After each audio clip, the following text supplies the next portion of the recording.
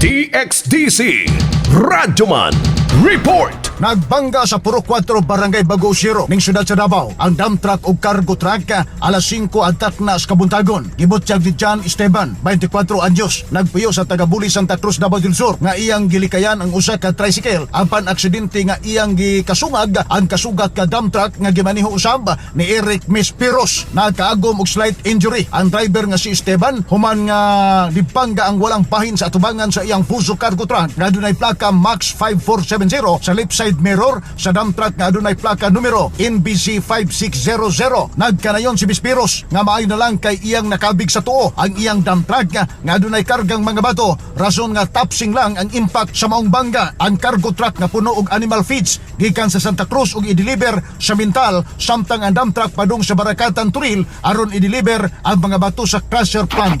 Milikay ko itong tricycle ba, parking. Yan, nag-aabot mo sa amin diyo. Langkat ang sira na igo sa tailgate niya ba. Kasama magkanto atong mga balita ni mga orasa. Radyo Man Dudong Rin Lubosbog, Tatak Arimen. Tatak RMN.